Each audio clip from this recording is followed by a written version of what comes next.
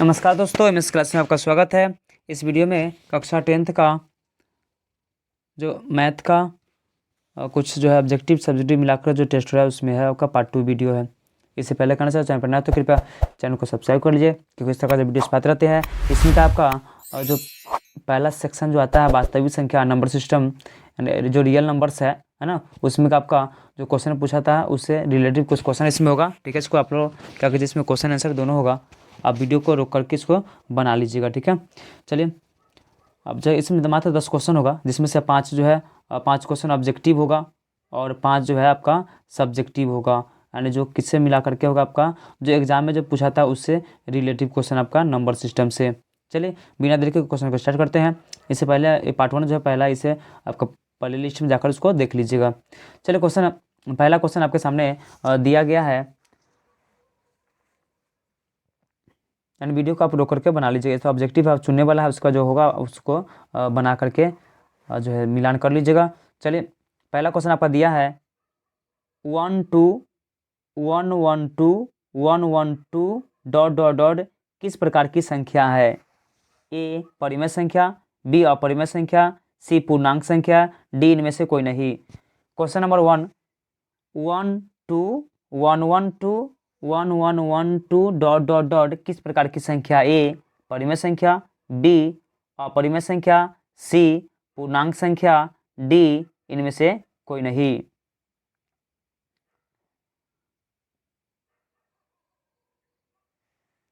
One का जो answer हो जाएगा आपका वो होगा बी होगा। कैसे? जैसे मान लेते हैं इसी में आपका रहता है ये अपरिमेय संख्या है, इसी में अगर रहता है ये क्वेश्चन ध्यान दीजिएगा, जैसे यहाँ पे दिया 1 2 1 1 2 1 1 2, देख रहे 1 का संख्या बढ़ते जा रहा है ना, तो बढ़ते रहा, इसका मतलब आगे में क्या होता 1 1 1 1 और क्या होता 2 होता। ऐसे ही जो है इसका कोई अंत नहीं है, इसलिए क्या हो जाएगा अपरिमेय। इसी में अगर रहता 1 2 1 2 1 2 1 2, तो आपका ये क्या होता, ये परिमेय संख्या होगा। इसको ध्यान दीजिएगा, ये आपका क्या होता परिमेय संख्या, क्योंकि यहाँ पे सेम है, सेम का रिपीटेशन हो रहा है, इसका मतलब है सेम सेम है, तो हम इसको एक बार लिख सकते हैं, इसको जो है 12 का रेकनिंग कर सकते हैं। ठीक है ना, तो ये आपका हो गया, ऐसे दशमलव के बाद होना चाहिए था, है ना। चलिए तो आपका ये क्वेश्चन क्या होगा, तो आपका कौन संख्या तो अपरिमेय संख्या। ठीक है, चलिए क्वेश्चन नंबर नेक्स्ट आपका दिया हुआ है 2 नंबर क्वेश्चन में दिया निम्नलिखित में कौन अपरिमेय संख्या नहीं है? निम्नलिखित में कौन अपरिमेय संख्या नहीं है?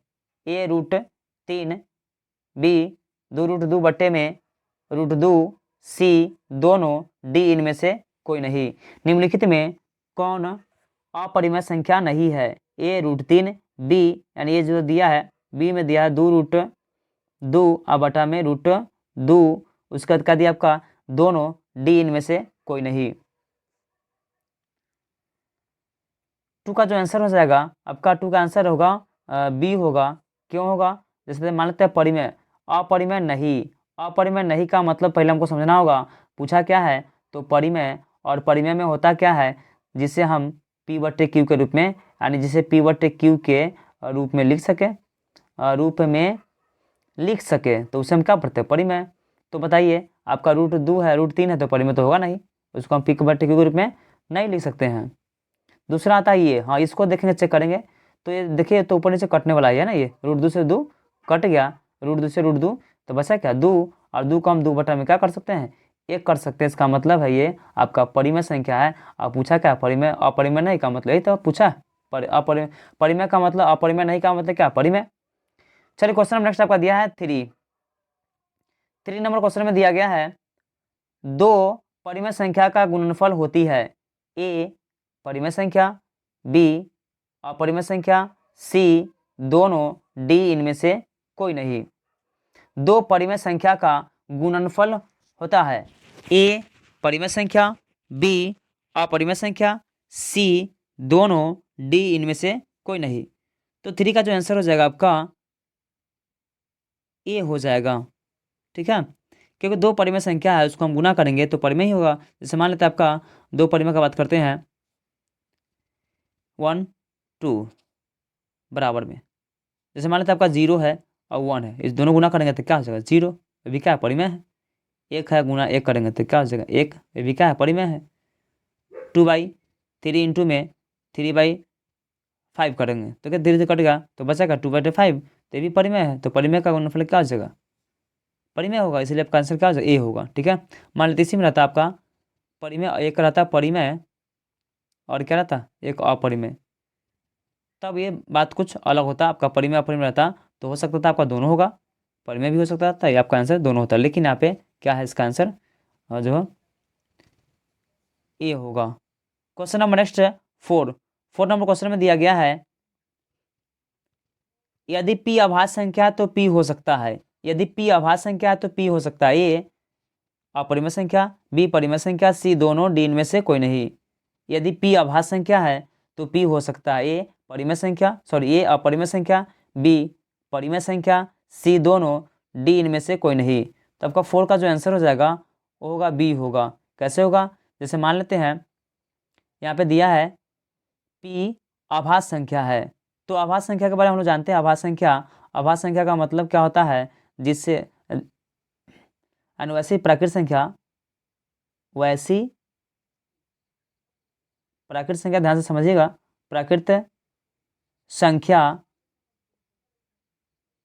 जिसमें एक और स्वयं, यानी एक और स्वयं के अलावा कोई गुणनखंड ना हो, स्वयं के अलावा जो है कोई भी कोई गुणनखंड ना हो। जैसे मान लेते आपका आता है क्या है 2 आ गया, ठीक है, 3 है, 5 है ना, उसके बाद क्या था 7, 11 है, तो इधर आपका क्या हो गया ये आभाज्य संख्या है। ठीक है, इसमें पूछा क्या आभाज्य, तो आभाज्य संख्या तो ही है। अब मान लेते हैं उसी तरह दिया p, तो p रहे चाहे कुछ भी रहे, p मान लेते p है, तो देखिए इसमें p है तो क्या 1p होगा, और देखिए यहाँ पे 2 है तो क्या होगा 1 2 होगा, 3 है तो 1 और क्या होगा 3 होगा, 5 है तो 1 और क्या होगा 5 होगा। अब देखिए तो आपका जो है p है, इसका मतलब है इस सबको हम क्या कर रहे हैं, तो बट्टा में हम लिख रहे हैं, इसको हम 2 को 2 बट्टा में 1 कर सकते हैं, 3 को 3 बट्टा कर सकते हैं, 5 को 5 बट्टा कर सकते हैं, 7 को 7 बट्टा, इसका मतलब सब क्या है परिमेय, ये तो अपरिमेय, अपरिमेय तो संभव नहीं है, इसे ये तो होगा नहीं। और जब ये नहीं होगा तो आपका सी भी नहीं होगा, और जब सी तो डी, अब बी चेक करना है तो बी परिमेय है, तो आपका आंसर क्या हो जाएगा आपका बी होगा।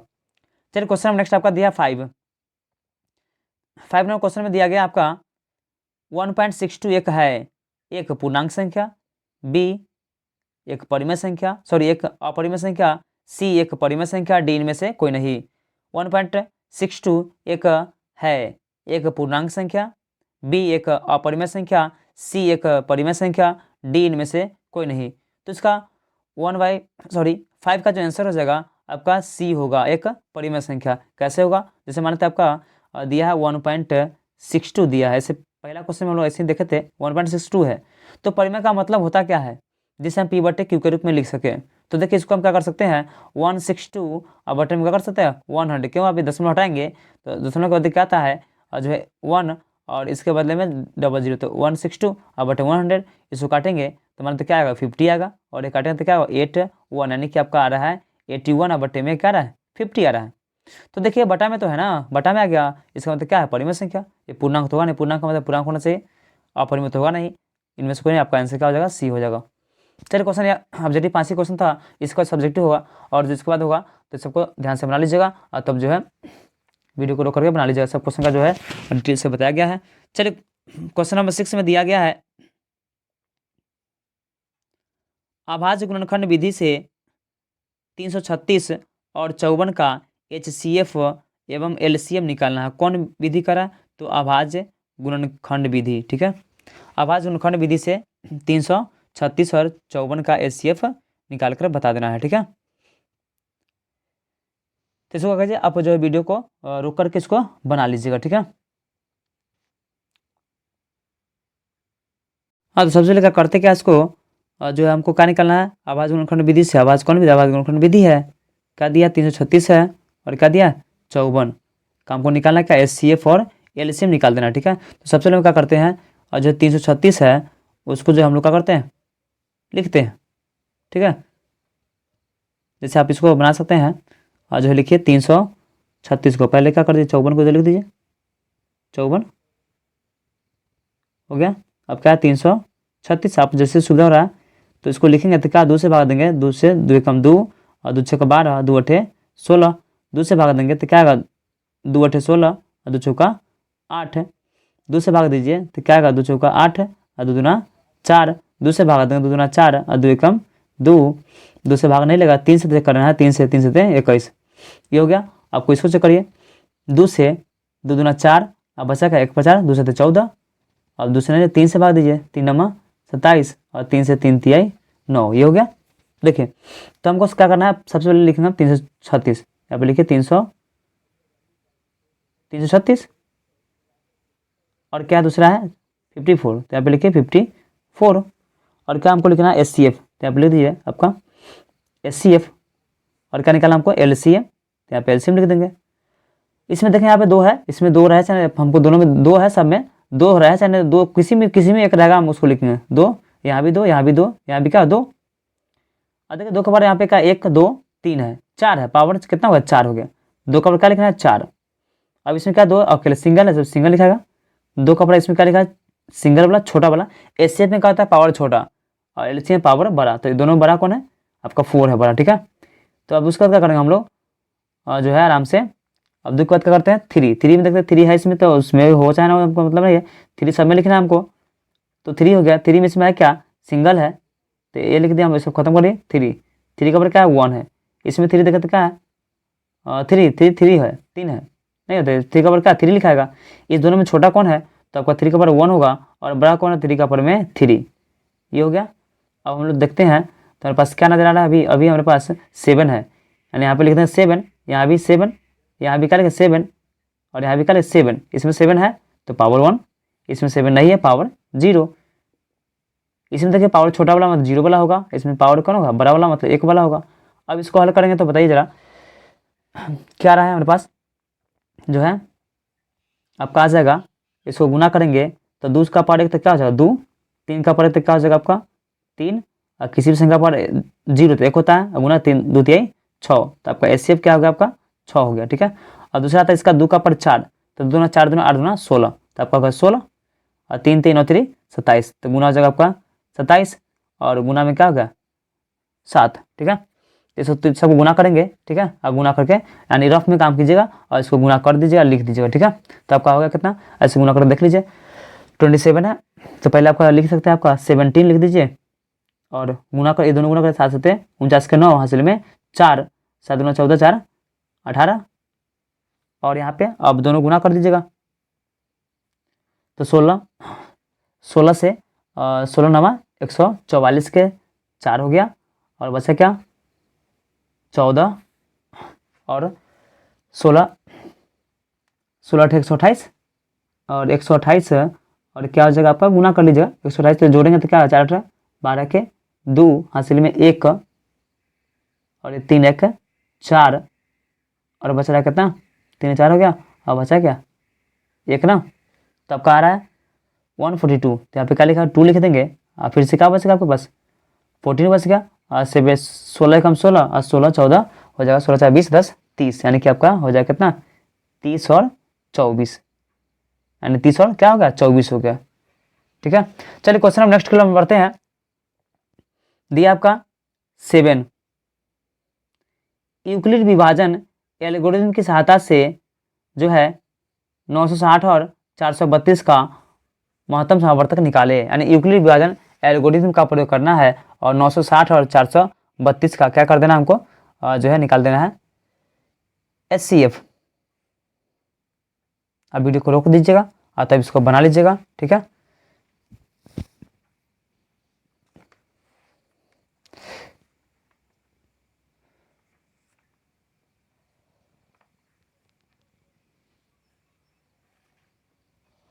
चलिए जैसे करना क्या है हमको जो है 960 है, यानी यूक्लिड विभाजन एल्गोरिथम का प्रयोग करके, यानी क्या दिया यूक्लिड विभाजन, ध्यान से देखिएगा यूक्लिड विभाजन है। जैसे मान लेते हैं हम सबसे पहले करते हैं आपका 432 है, ये रफ में करिए, सब काम कहाँ करना है रफ में, ठीक है। तो 432 को क्या 960 है, तो ध्यान दीजिए हम लोग क्या करेंगे तो इसको भाग देंगे, तो 4 से 4 दूना 8 यानी 2 मरतबा भाग लग जाने वाला है, तो 2 से भाग देंगे तो क्या हो जाएगा 2 दूना 4 और 2 से 2 तिहाई 6 और 2 से 2 चौका 8। अब घटा दीजिए तो 10 में से यानी 10 में से 4 गया तो क्या बचेगा 6 और ये बच रहा कितना 5 15 15 में 6 गया तो क्या बचा 9। अब देखिए हम लाएंगे कितना 432 को, ये आ गया। अब देखिए इसमें भाग देना कितना 4 मरते तो लग ही जाएगा, 4 से भाग दीजिए 4 6 24 के 4 हासिल में 2 और 4 नमा 36 2 38। ठीक है। अब अगर घटाएंगे 12 में से 4 गया तो बचा क्या 8 बचा और ये बच रहा क्या 12, 12 में से 8 तो क्या बचा 4 बचा और ये कट गया। अब आता क्या आपका 96 आ गया। इसको ला इधर में तो क्या 48 2 जा 2 मरते भाग लगा तो क्या 96 है, नहीं कट गया यानी 0 आ गया। ठीक है। तो ये आपका कहाँ था, ये रफ में बनाना है, ये सब कहाँ है रफ में, यानी सबका रफ में काम कीजिएगा कॉपी के पीछे पन्ना में। ठीक है। अब इसको हम क्या करना है आगे लिखना है, हम लिखते क्या है चूँकि होता क्या आपका ए बराबर में बी क्यू प्लस क्या होता है आर, ये हो गया। तो सबसे पहले हम क्या करेंगे, तो इसमें आपका सबसे बड़ा क्या 960 है, तो हम सबसे पहले लिखे 960 को, सॉरी यानी 900 क्या है आपका 60 है, ये क्या 960 इसको लिख दिए। बराबर में क्या लिखेंगे 432 यानी ये 432 जो है 432 यानी ये वाला। अब क्या इसके बाद लिख दीजिए ये वाला, ये 2 गुना कर दिए कितना 2 और इसको नीचे में क्या दिया आपका 96 है, तो आप लिख देंगे प्लस में 96। तो इसके बाद हम लोग फिर से वही करेंगे। अब क्या करते हैं ये जो है 960 को समझिए खत्म करते हैं। अब आता है कौन 432 है ना, जैसे हम यहाँ लिखे थे अब फिर से हम लिखेंगे 432 लिखेंगे यानी 432। फिर पीछे आएंगे तो हम लोग क्या नजर आ रहा है, तो आपका 96 आ रहा है, तो लिख देंगे कितना 96 इंटू में क्या लिखते हैं आपका 4, तो 4 लिखिए। अब प्लस में क्या लिखेगा तो प्लस में 48, ये हो गया। चलिए आगे हम लोग क्या करते हैं, ये तो खत्म हो गया, फिर से हम लिखते हैं 96 यानी क्या लिखेंगे अब लिखें 96 को 96 बराबर में इसके पीछे देखते क्या आपका ये 48 है, तो लिख दिए 48 है और इंटू में क्या आपका ये 2 है, तो लिख दिए 2 और प्लस में क्या हुआ 0। अब देखिए यहाँ पे जब लास्ट में 0 आ जाए तो हम क्या करते हैं स्टॉप बंद कर देते इसको, तो अब यहाँ पे लिखते क्या HCF, जब अंत में 0 आ जाए तो HCF बराबर में बगल में क्या है 48 है, तो ये आपका क्या होगा 48 आपका आंसर हो गया। ठीक है। चलिए क्वेश्चन नेक्स्ट आपका दिया है 8 नंबर क्वेश्चन में दिया गया है दर्शाएं कि एक धनात्मक विषम पूर्णांक 4q प्लस 1 या 4q प्लस 3 के रूप में होता है जहां पे q एक पूर्णांक है। ठीक है। दर्शाएं कि एक धनात्मक विषम पूर्णांक 4q प्लस 1 4q प्लस 3 और 4 के रूप में होता है जहां पे q क्या दिया पूर्णांक दिया। ठीक है। तो सबसे पहले हम लोग क्या करेंगे इसको जो है वीडियो को आप रोक करके तब बना लीजिएगा। ठीक है।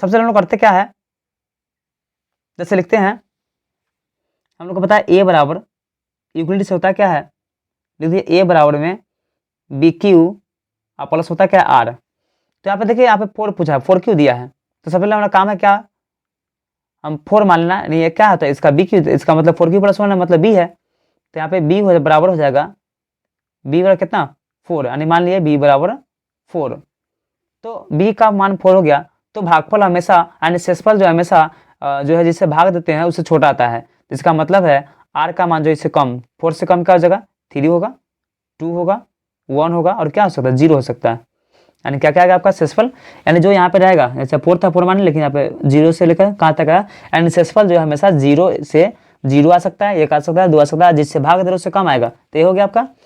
उसके बाद करना क्या आपका जब हमको लाना है 4q, तो जब यहाँ पे देखिए विषम लाना है विषम पूर्णांक। ठीक है। द विषम तो लिखना चूंकि और फिर से हम लिखेंगे आर बराबर में लिख दिए कितना 1 और 3, क्यों लिखेंगे क्योंकि हमको विषम लाना है, यहाँ पे लिखेंगे क्या लाना है तो विषम लाना है, विषम के लिए एंड इसी में से हमको खोजना है विषम। तो विषम का मतलब क्या है एक और समीकरण एक और सॉरी विषम का मतलब 2 से पूरा भाग ना लगे, तो यहाँ पे क्या है 1 है और 3 है, ये हो गया आपका 1 3। हाँ चलिए अब क्या करते हैं, अब करना क्या है आपको, और जैसे अब लिखते हैं जैसे यहाँ पे फॉर्मूला हो गया इसी को लेकर चलते हैं। लिखिए तो जब आर बराबर में 1 और बी बराबर क्या है आपका, तो बी का मान जो है 4 है, बी बराबर 4, इसलिए फॉर्मूला क्या होता है, ए बराबर में होता है आपका बी क्यू और प्लस में क्या होता है आर। तो देखिए बी के बदले क्या है 4 रखिए, बी के बदले में 4, ये क्यू हो गया और प्लस में आर का मान क्या दिया है 1 दिया, तो इसको रख दीजिए, हो गया, एक तो आ गया। फिर दूसरा लिखिए, पुनः पुनः कर दीजिए, जैसे मानते आपका फिर से जैसे आर का मान 1 रहता है, आर का मान आप 3 रखिए, तो आर बराबर क्या हो जाएगा, आर बराबर में 3 और बी बराबर बी तो वही रहेगा, बी क्योंकि यहाँ पे बी क्या दिया 4 दिया, बी का मान क्या मान है 4, तो बी का मान वही रहेगा 4। इसलिए हम लोग क्या लिखते हैं, ए बराबर, फॉर्मूला वही लिखेंगे, ए बराबर में बी क्यू और प्लस में 1 है, B Q plus R, sorry B Q plus R, तो यहाँ पे बी का मान क्या है पे 4 है, तो 4 लिखिए, और प्लस में क्या आर का मान क्या आपका 3 है, तो 3 हो गया। तो यहाँ पे देखिए दोनों सेम आ गया। तब जो अंत में हम लोग क्या करते हैं लिख देते हैं, है ना, जो क्वेश्चन है उसको लिख दिए यहाँ, यहाँ एक विषम पूर्णांक यानी पूरा का पूरा लिख दिए, क्वेश्चन उतार देना है, ठीक है। लिखिए यहाँ पे एक, थोड़ा धनात्मक था, एक धनात्मक यानी क्वेश्चन को उतार देना है, धनात्मक विषम पूर्णांक, धनात्मक विषम पूर्णांक 4q प्लस 1 या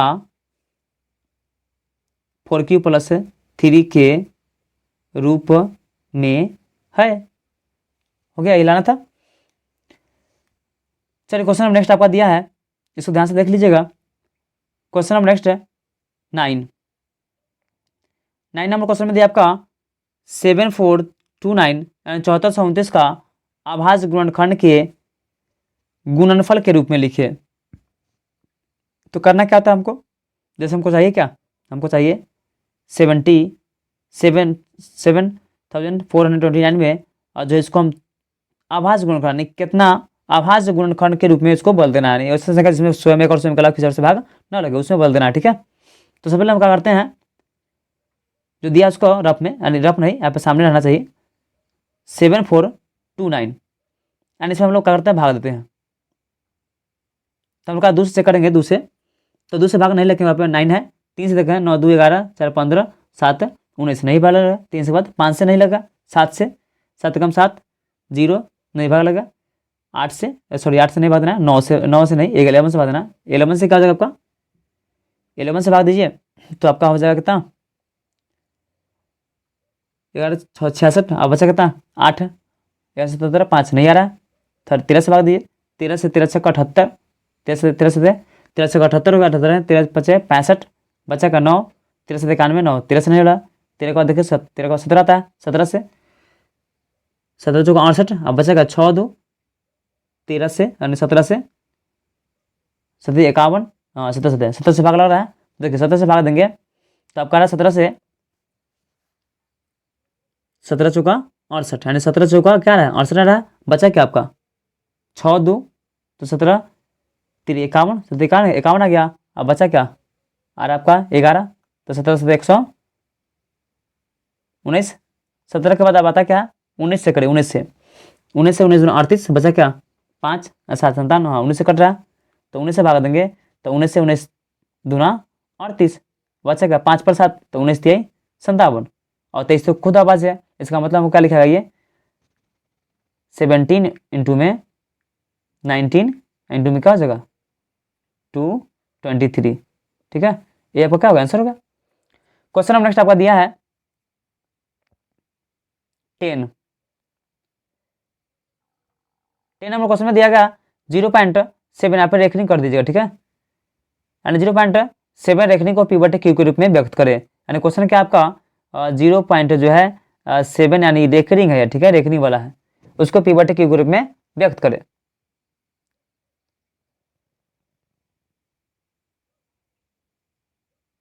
आप लोग वीडियो को रोक करके इसको बना लीजिएगा, ठीक है। देखिए करना क्या स्टेप का, तो ये आपका आ रहा है कितना, सबसे पहले जो संख्या उसको लिखते हैं, पूरा का पूरा संख्या देखे तो 0 और 7 है, क्या दिया 0 और क्या दिया 7 दिया है, ठीक है, तो उसको लिख देना है, ठीक है। उसके बाद रेकरिंग वाला को छोड़ देते हैं और जो है उसको लिखते हैं, तो क्या रहा 0 है तो 0 लिख दीजिए, बस ये हो गया। अब नीचे में क्या करते हैं, नीचे में लिखते हैं 10 घटा 10 लिखते हैं, ठीक है। अब आगे काम करेंगे 10 को। देखें दशमलव के बाद देखना है हमको कितना अंक है। दशमलव के बाद जो है आपका एक अंक है, तो पावर हम लिखेंगे कितना, 1 लिखेंगे। ठीक है, अब दशमलव के बाद ही नीचे में हम लोग चलते हैं। दशमलव के बाद एक अंक है, बिना रेखनी वाला है, एक भी नहीं है, इसलिए पावर क्या लिखेगा, 0। अब साथ में से 0 का क्या बचेगा आपका, 0 साथ है तो 0 से तो वैल्यू नहीं है, 0 का तो वैल्यू, इसका वैल्यू है ही नहीं, साथ में 0 का तो क्या बचेगा, 7 बचेगा। अब बटा में 10 का बड़े तो क्या बचेगा आपका 10। अब किसी भी संख्या पावर 0 तो क्या होता है, 1 होता है, यानी किसी भी संख्या पावर 0 रहेगा तो क्या होगा, 1 होगा। बराबर में ऊपर में क्या बचा, 7 है। देखिए सर 10 में से गया 9। अब देखें काटेंगे, कटेगा नहीं कटेगा, ठीक है, 7 9 नहीं रहेगा, इसलिए आपका आंसर क्या होगा, 7/9। ये क्या होगा, आंसर होगा। चलिए क्वेश्चन लास्ट था। उम्मीद है वीडियो पसंद आया तो वीडियो को लाइक करिए, शेयर कमेंट करिए, चैनल पर नए तो कृपया चैनल को सब्सक्राइब कर लीजिए, क्योंकि वीडियो आज पे आते रहते हैं। इसमें क्या कीजिएगा, ये सब हमेशा प्रैक्टिस करते रहिएगा, तो ये सब जो एग्जाम में जो है आ जाएगा, बन जाएगा। ठीक है।